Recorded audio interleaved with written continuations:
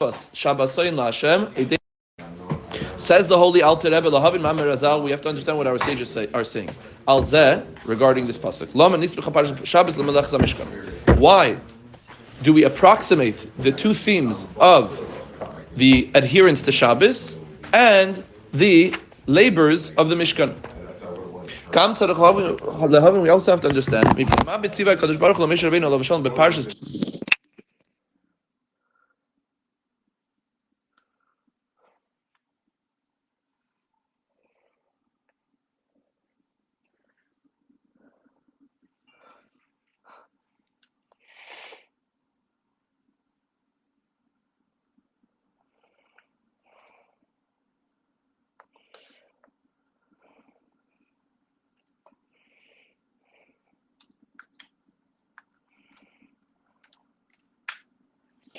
Vessels the Mishkan.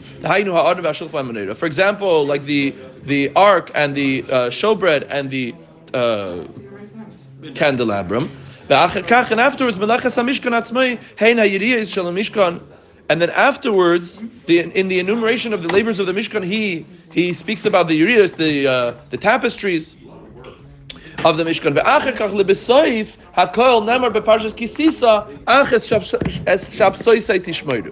And then in Parshas Kisisa, Hashem is commanding that my Shabbos you shall guard.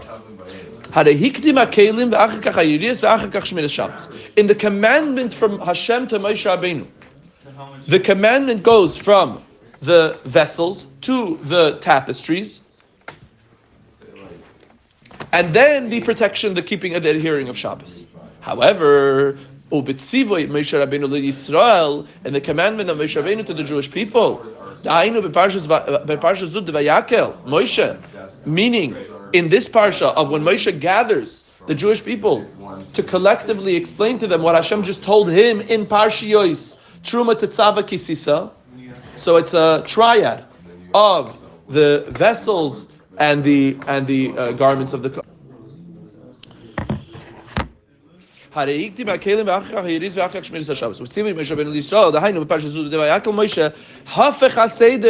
Seder is the exact opposite. Moshe Rabbeinu commands first, keep Shabbos, and afterwards the various the legs, the beams, right?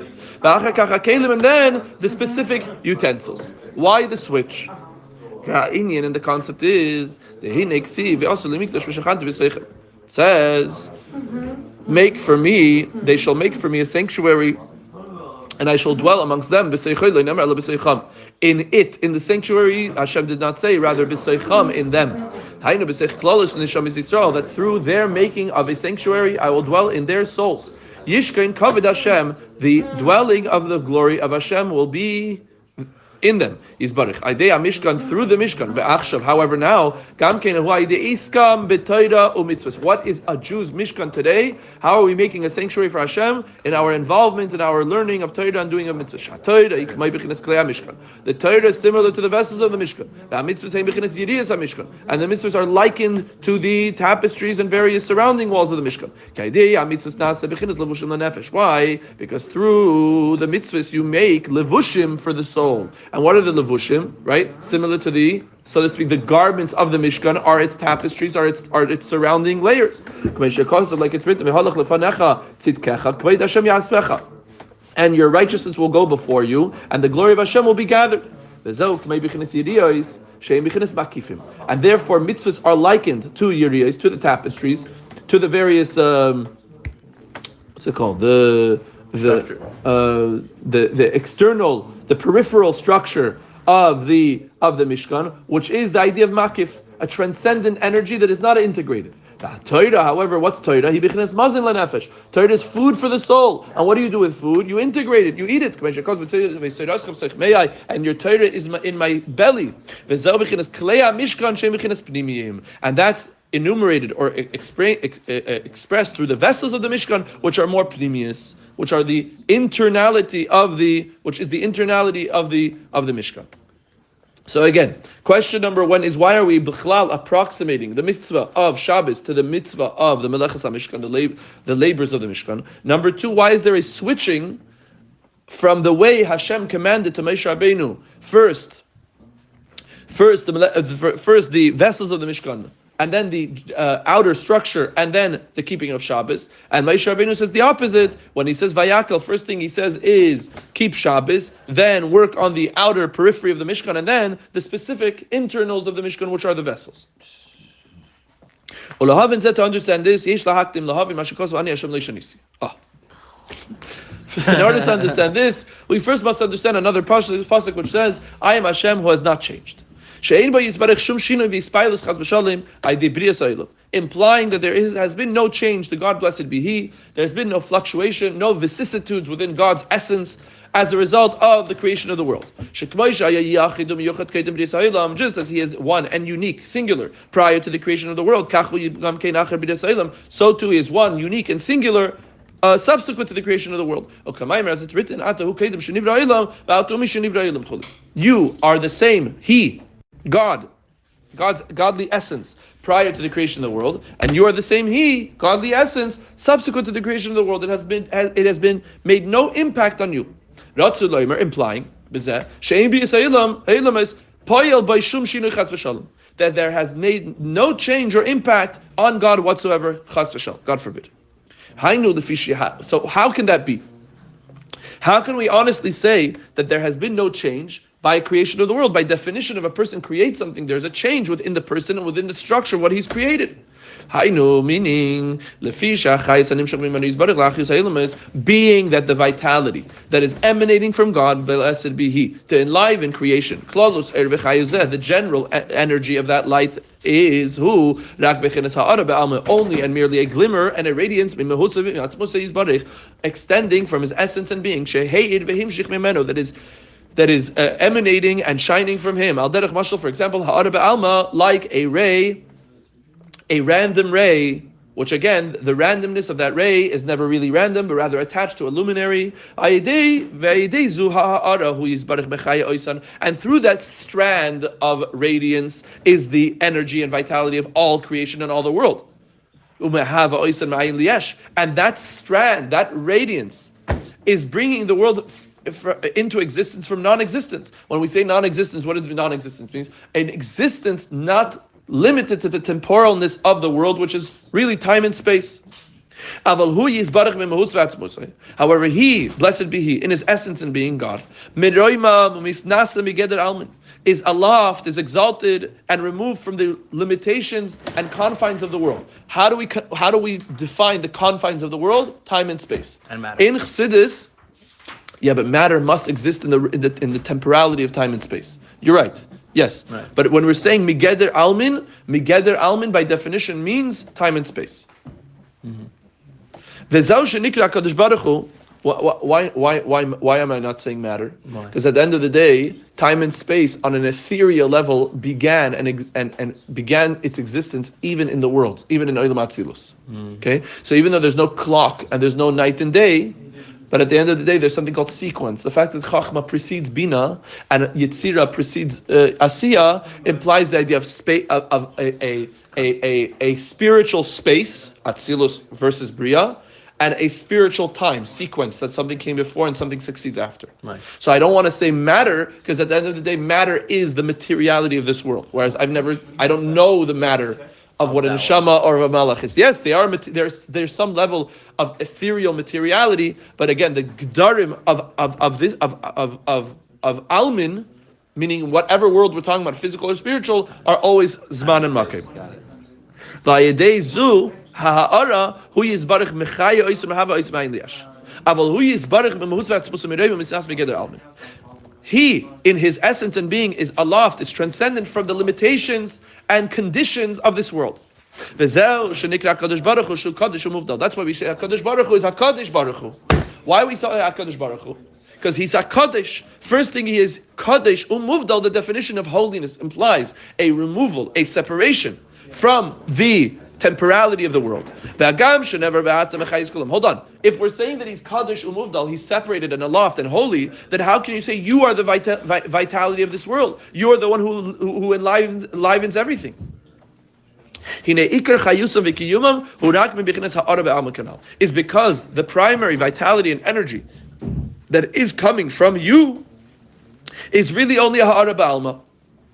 As perhaps he's going to say soon, but we say in other places in Chassidus, ve'ata mechayis kulam. What's ve'ata mechayis kulam?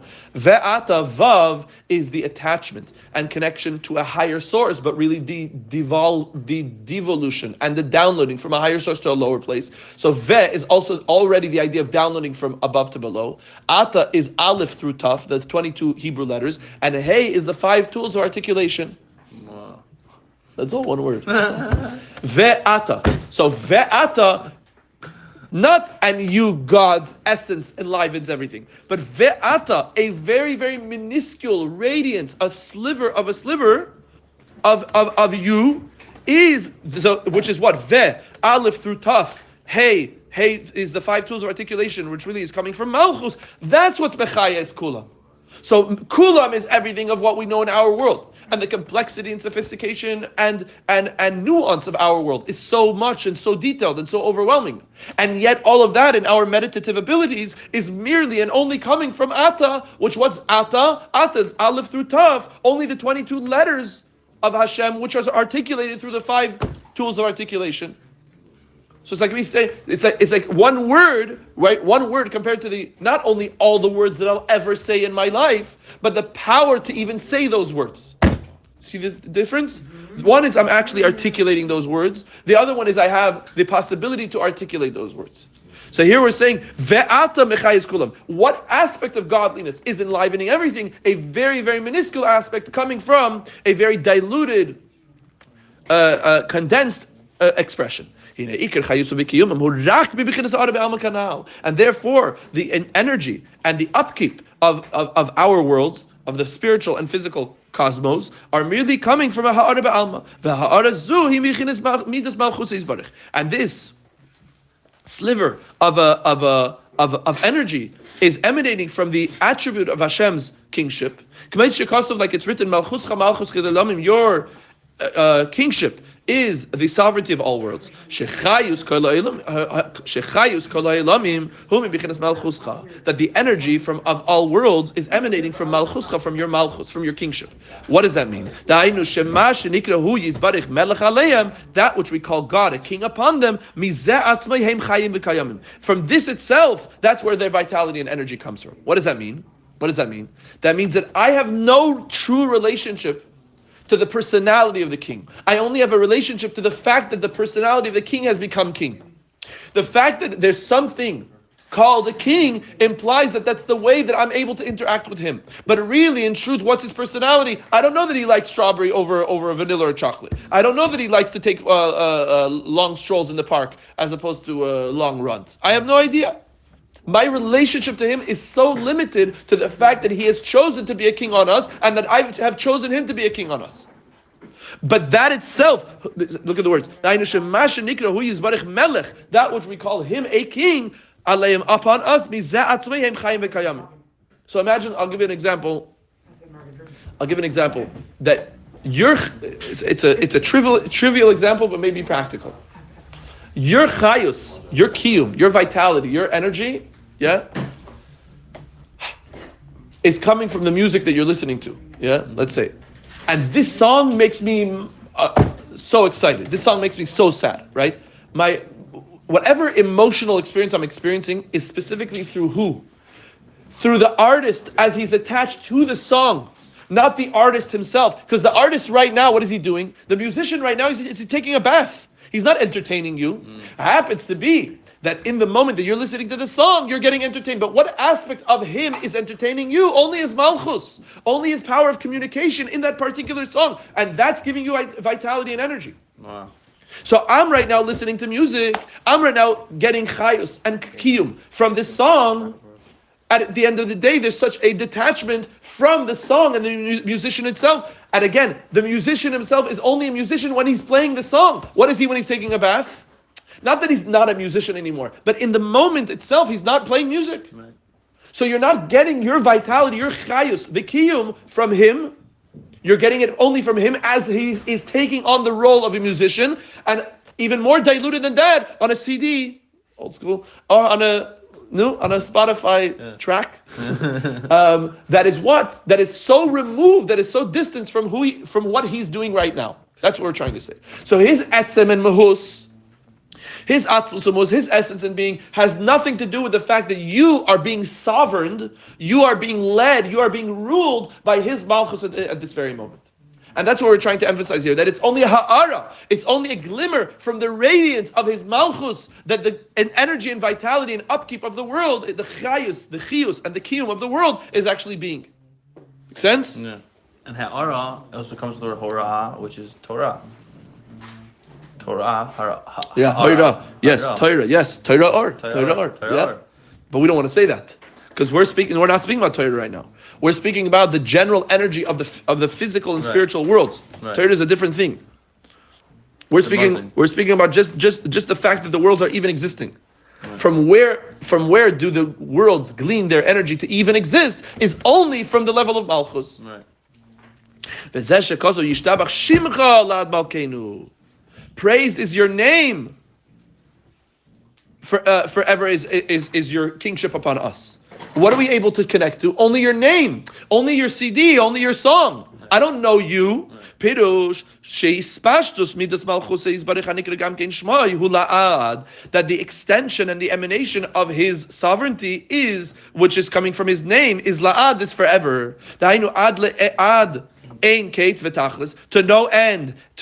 We say ad infinitum, to no end. Ki midas malchusay hi gam kein b'chinas ein sof mamash. You must say that in contrast to the artist, the musician, that you're now gleaning vitality from. In contrast to that, that's a very limited thing. That's one track, 3.5 minutes long. But Hashem's malchus, his kingship, is Ein Sof as well. Being that it's a glimmer or a radiance, a thread of energy, but coming from Ein Sof. That's what we say in the brach of Yoitzer. Yeah, they hearken with trepidation in unison, bekol, with their voice. Divrei Elokim Chayim, the words of the living God, Melech Olam, and the King of the world. What does that mean?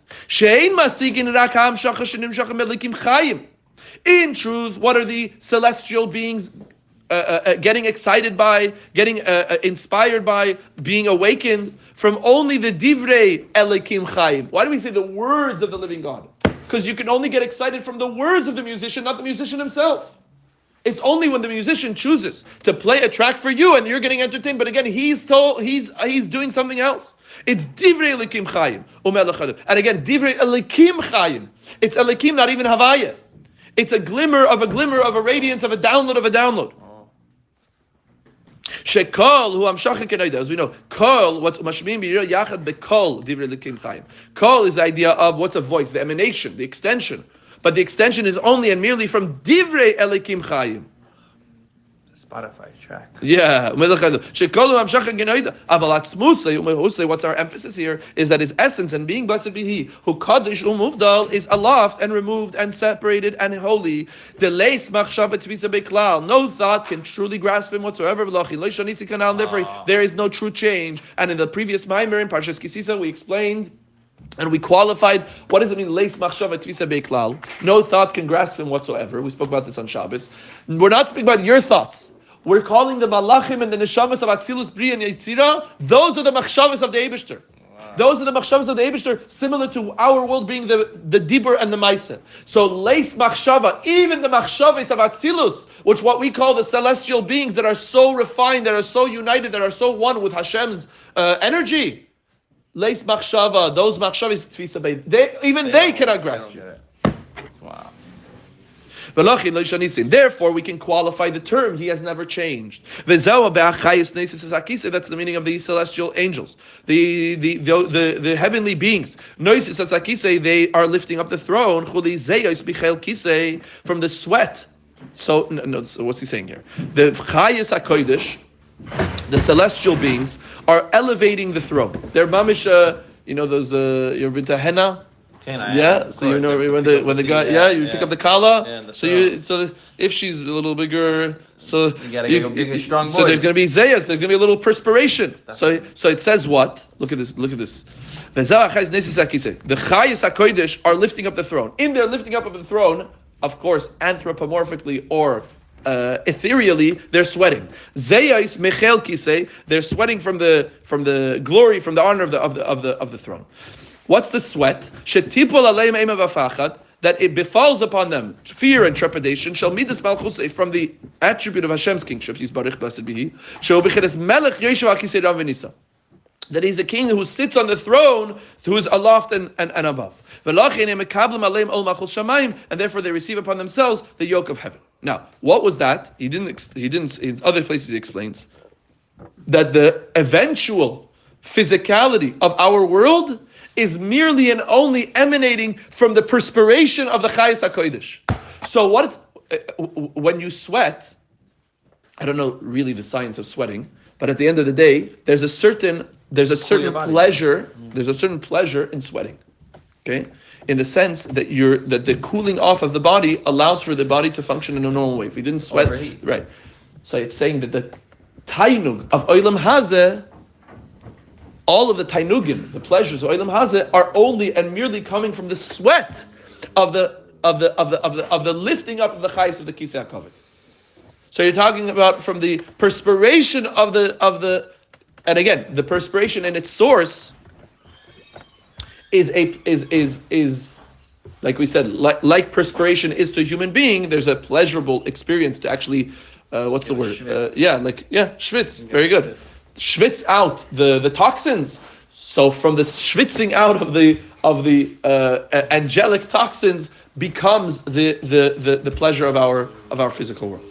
Like spiritual pleasure of our physical world, or physical pleasure? The physical pleasure. Eventually, it becomes a physical pleasure. That's what who was the chassid that when he came to America, and they took him to Manhattan. Well, that's a different story. But basically, I shouldn't say it on the recording. But basically, he says that the malachim took they excreted very nicely today, which basically means that all of Manhattan, all the man-made things that everybody takes so much pleasure in, that's only and merely from the perspiration. But again, there's a difference between the refuse and the perspiration. There's a difference, meaning even according to Kabbalah and mysticism, there's a difference between one and the other. Wow. But again, both originate in the idea of pleasure, right? What you defecate is really what was once pleasurable for you, right? In the sense that you had to eat. Right. What's the point? The point is that our world is a very, very, very, very low on the food chain.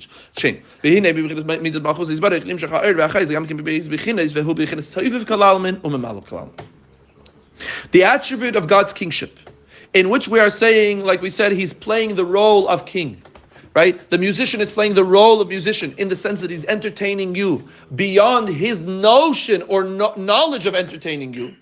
So to the Eibishter is an etzem and mehus beyond the fact that the world is even being created. And that's where we could say Hashem is loishanisi. He's not changed. The power or mode of communication that Hashem has with creation can be manifest in two modes. Number one is called Sovev Kol Almin, which literally means transcending all worlds, and one is called Memala Kol Almin, permeating all worlds. Both of those two things in English don't really teach you what they are. So let's see what they are. Being that Hashem's Malchus is also attached to His infiniteness. And that's why we employ the terminology in Kabbalistic sources, Or Ein Sof. We call God Or Ein Sof. Now, is God Or Ein Sof? Right. Is God light of the infinite, or the infinite light? Right. No, God is God. God is Etzem and Mahus, right? God is the essence and being of whatever He is. He's not Or, and He's not even Ein Sof. Because if you say Ein Sof, by the way, there's other my mom that say, why do we say Ein Sof? That's much more limiting.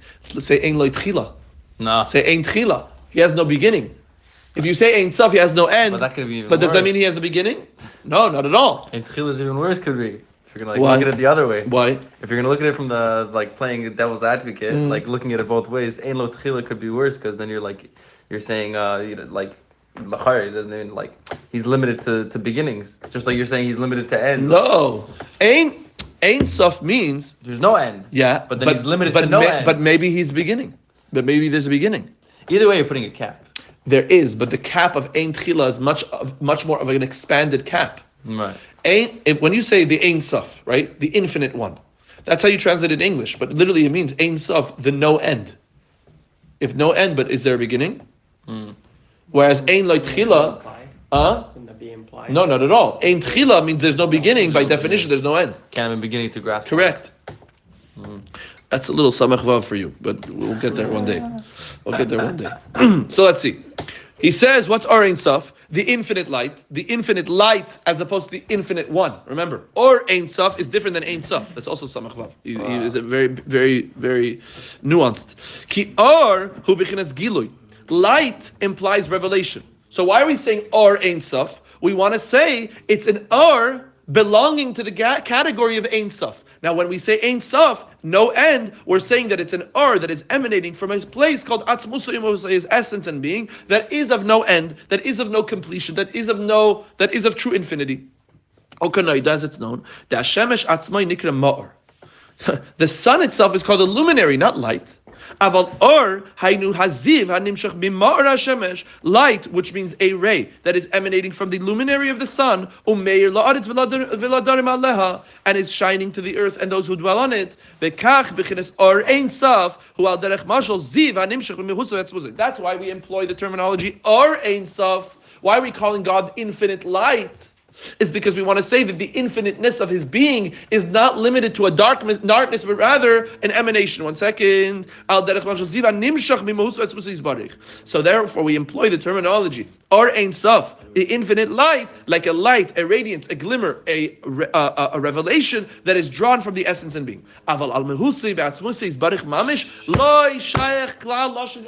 Regarding the essence and being of God, you cannot say light.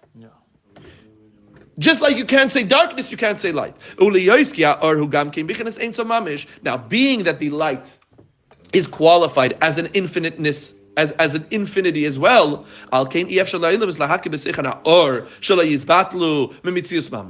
to the worlds are not able to vessel or house the light that is emanating from the infinite one. But don't think that the light is God. The light is merely an emanation of the infiniteness of God, but not the infiniteness of God himself. Therefore, the light needs to be translated as a peripheral, transcendent energy, only through a tremendous great degradation and concealment. Comes a very, very diluted, condensed energy of light, which then enters and permeates and integrates into the worlds that we call Memalek Almin. So Soivik Kol Almin, I'll use it in more sophisticated English, we'll say is the subconscious energy of creation, in which is not able to be housed within the confines of creation, and Memalek Almin is more of the conscious energy of creation. Yeah.